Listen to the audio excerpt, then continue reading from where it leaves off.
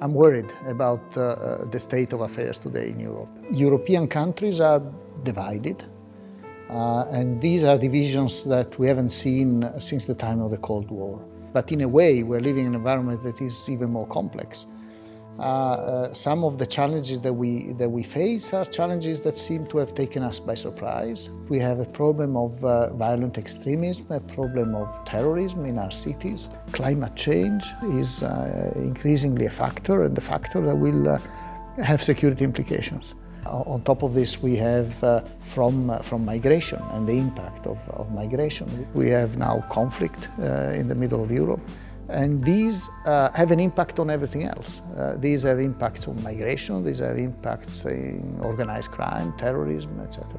So they feed on some of the other global challenges we're facing. And as a divided community, we struggle to address these issues.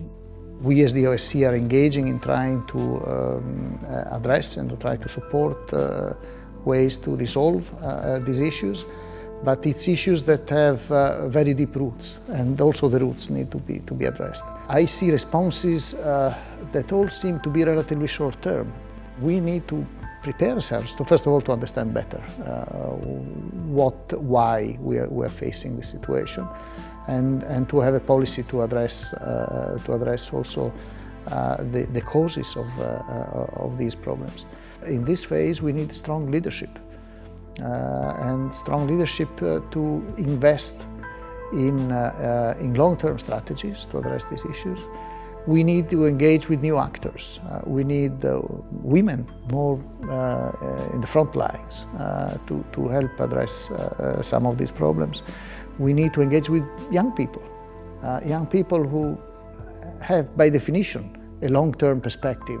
The thing of which I'm really proud is that the OSCE has shown that it can respond effectively to a crisis situation in ways that are efficient and not too expensive. I found it extremely rewarding that we managed to engage in the context of the crisis in and around Ukraine with the consent of everybody.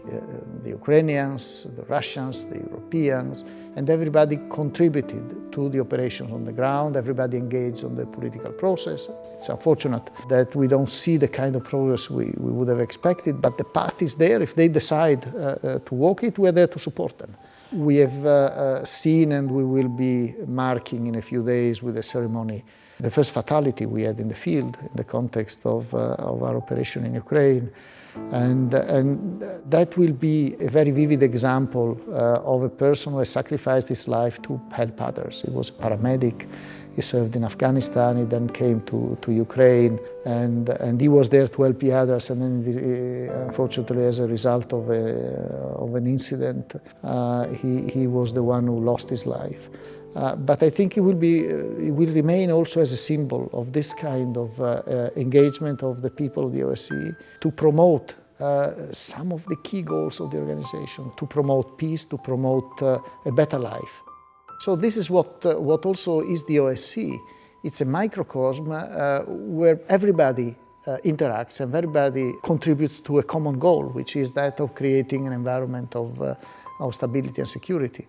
And I think that's something that we shouldn't underestimate. It's offering a decision-making process that involves everybody, and nobody's views are ignored.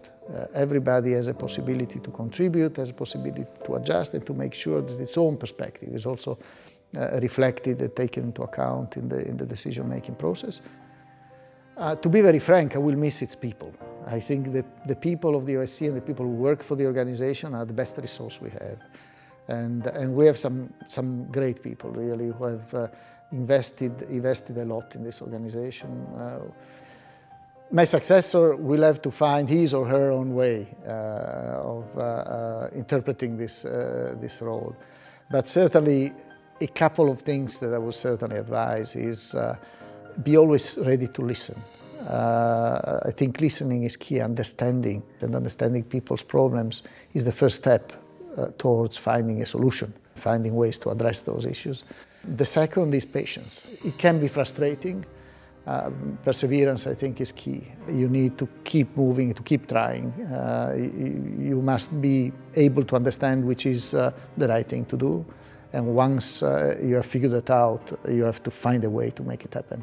In this divided environment, it is more difficult, but it is even more important to try to create these coalitions and to redouble efforts to engage and to use this space that the organization can put at the disposal of the community.